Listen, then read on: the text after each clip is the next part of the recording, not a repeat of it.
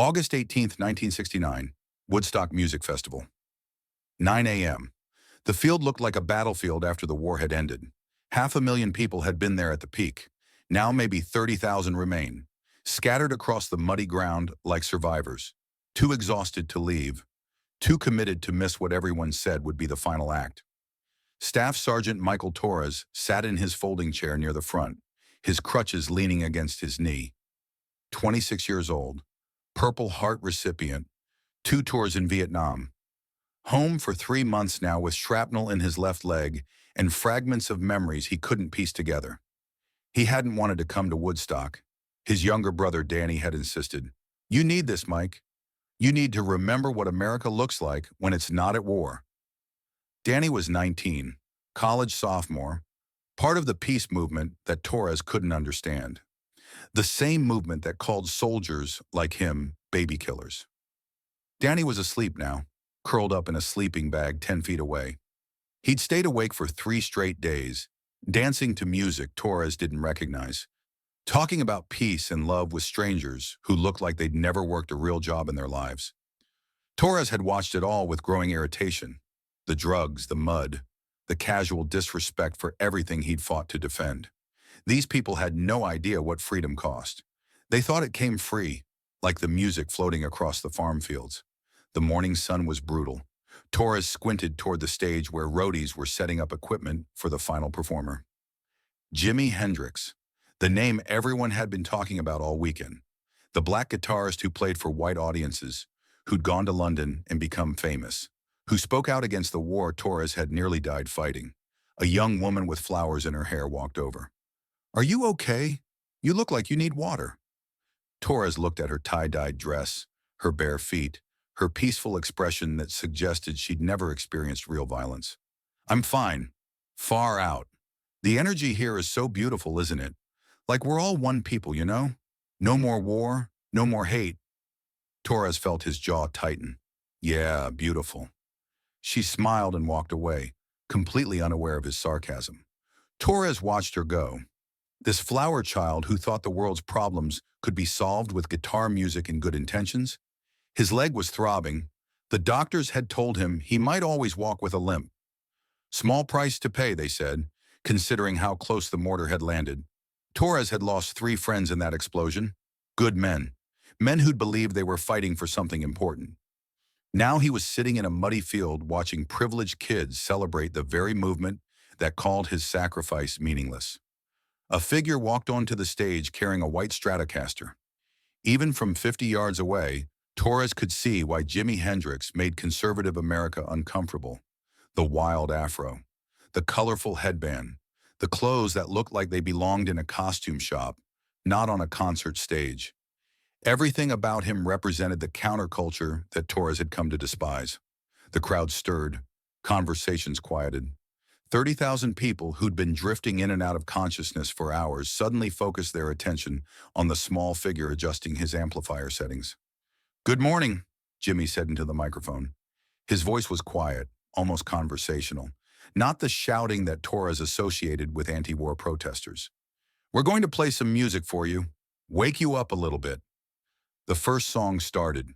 Torres didn't recognize it, but the crowd did.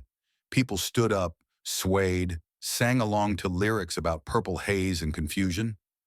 Torres remained seated, arms crossed, watching this celebration of everything he'd fought against. 20 minutes into the set, during a quiet moment between songs, Jimmy walked to the edge of the stage. He looked out over the field of survivors, these 30,000 people who'd outlasted the biggest gathering in music history. "You know," Jimmy said, his voice carrying easily in the morning stillness, "we'd like to get something straight. We're Americans too. This is our country too, and we have something to say about what happens here." Torres felt his anger building. Americans too. This from someone who'd never worn a uniform, never served his country, never earned the right to speak for America. The words triggered something deeper. Memories of protesters at the airport. Young people holding signs that called him a murderer. Baby killer. The same people now cheering for this guitarist who claimed to represent their America. Torres thought about Bobby Martinez, his squad leader, who died in his arms outside Saigon. 23 years old, engaged to his high school sweetheart. He joined the army because he believed in duty, in service, in protecting freedoms that people like Jimi Hendrix took for granted. He thought about Charlie Williams, the kid from Alabama, who'd stepped on a mine 2 weeks before rotation. Charlie had been saving money to buy his mother a house. Now his mother had a folded flag and a telegram. What would Charlie think about this? What would Bobby think about 30,000 people celebrating a musician who turned their sacrifice into a political statement? Torres looked around at the crowd. Long hair, peace symbols, flowers. These people had never seen what he'd seen. Never held a dying friend. Never wondered if the bullets they dodged were meant for someone better. Yet here they were, claiming America as their own, as if patriotism belonged only to those who protested. Danny stirred beside him, opening his eyes just as Torres's anger reached its breaking point. "Hey, Mike, you okay? You look tense." "Look around," Torres said quietly. "Look at these people." Danny sat up, suddenly alert. He'd seen that look in his brother's eyes before, the look that meant trouble was coming. "Mike, maybe we should—" "No." Torres gripped his crutches. "I've been quiet for 3 months. I'm done being quiet." On stage, Jimmy was tuning his guitar, unaware of the storm building in the crowd below. Torres watched him with growing resentment. This man who'd become famous playing for European audiences while Americans died in Asian jungles. This man who spoke about peace without understanding the violence required to preserve it. The crowd was restless, calling for music. But Torres wasn't thinking about music. He was thinking about justice, about who had earned the right to speak for America. Jimmy stepped back from the microphone, adjusted his guitar strap, and started playing something Torres recognized immediately. The opening notes of the Star-Spangled Banner, but it was wrong, distorted. The familiar melody twisted through electronic effects that made it sound alien, unsettling. Torres felt his hands clench into fists. Around him, the crowd had gone silent. This wasn't what they'd expected either. Some looked confused. Others seemed to understand something Torres couldn't see. Jimmy played the anthem, but he played it like it was broken. The melody would start familiar, then dissolve into feedback that sounded like screaming. He'd find the patriotic phrases, then bend them into sounds that suggested pain, confusion, loss. Torres had heard enough. He grabbed his crutches, struggled to his feet, and shouted with all the force his damaged lungs could muster. "That's not how you play that song." The words cut across the field like artillery fire. Conversation stopped. Heads turned. 30,000 people looked in his direction. Jimmy stopped playing. The silence was complete, profound, uncomfortable. Torres stood there on his crutches, breathing hard, suddenly aware that he'd become the center of attention in a crowd of people who disagreed with everything he believed. "That's our national anthem," Torres called out, his voice carrying in the still air. "Men died for that song. Good men. Better men than any of us." Jimmy looked directly at him. Across 50 yards of muddy ground, their eyes met. Torres expected anger, defiance, the smug superiority he'd seen from other anti-war protesters. Instead, Jimmy's expression was thoughtful, almost sad. "What's your name, brother?" Jimmy asked into the microphone. Torres hesitated. Danny was awake now, tugging at his arm, telling him to sit down to let it go. But Torres had started something, and he wasn't backing down. "Staff Sergeant Michael Torres, 101st Airborne." "Were you over there, Sergeant Torres?" "2 tours."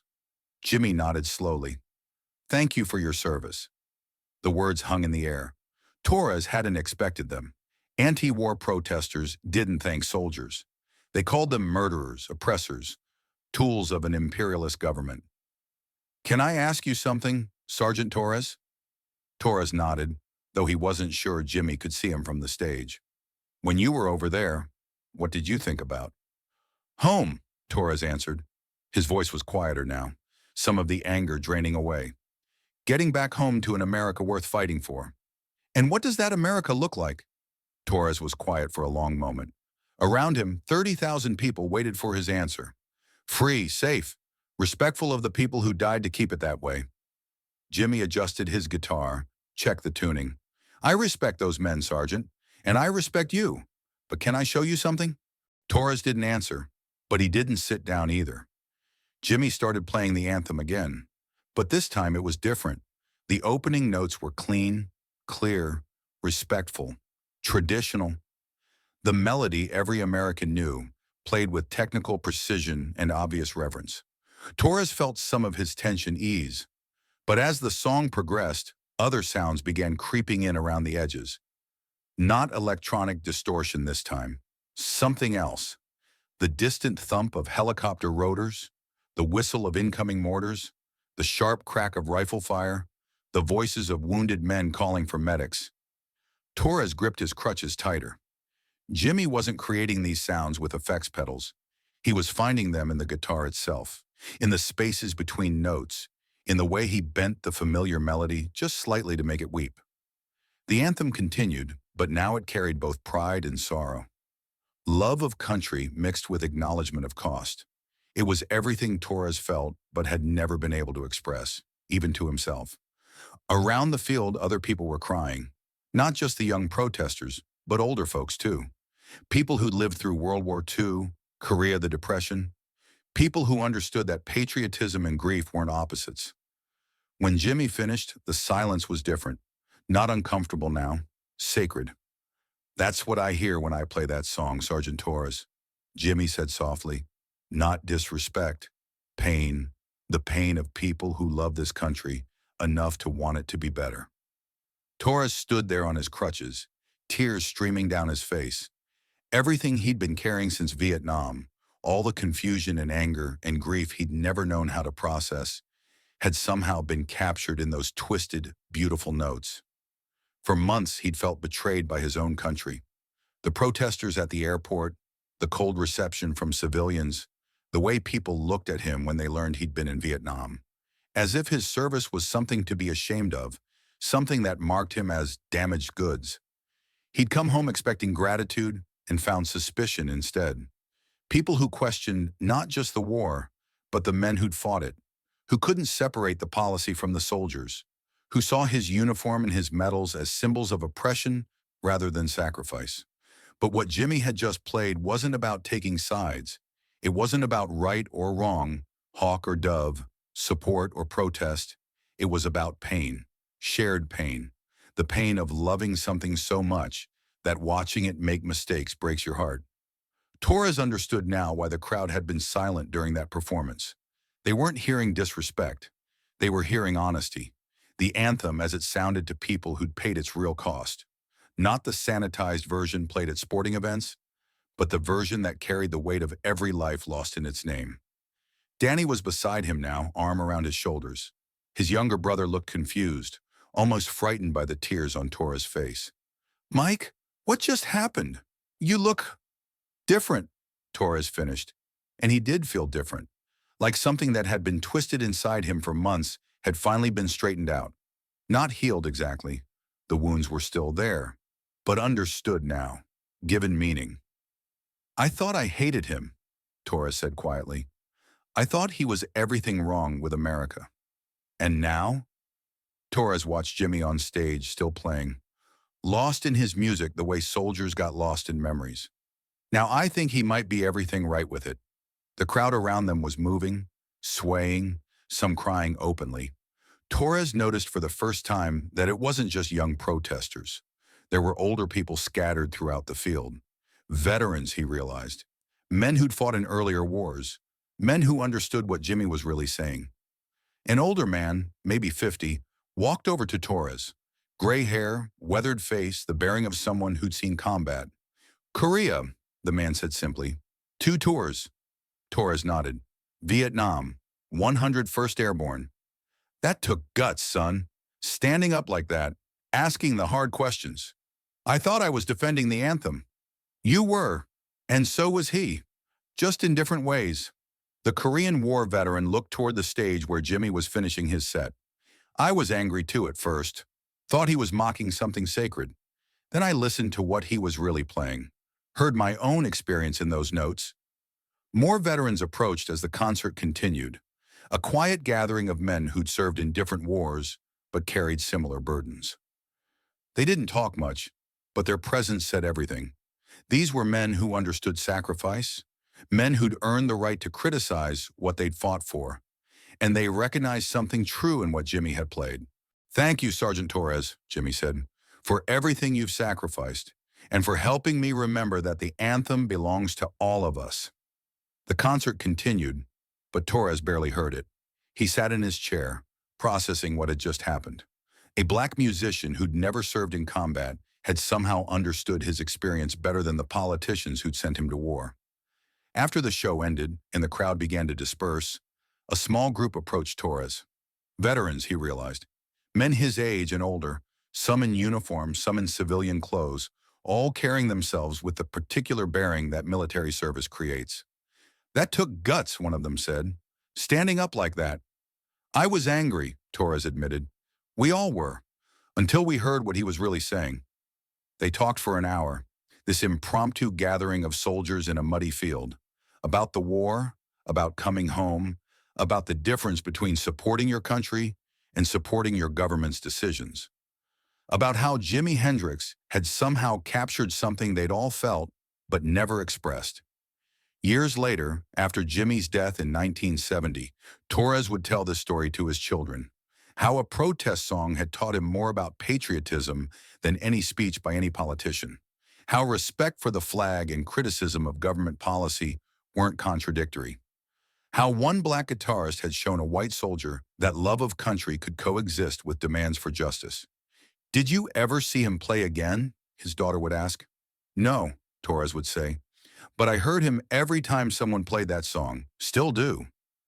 The morning Jimi Hendrix played The Star-Spangled Banner at Woodstock, he wasn't desecrating the anthem. He was revealing its hidden verses, the ones about sacrifice, about loss, about the price of freedom that only those who've paid it truly understand. Staff Sergeant Michael Torres went to Woodstock expecting to hate what he heard. Instead, he discovered that protest and patriotism could be the same song, played in different keys, one guitar.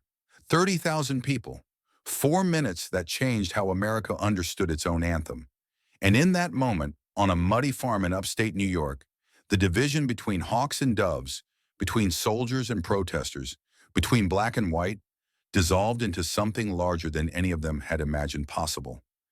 The sound of a country learning to hear itself clearly for the first time,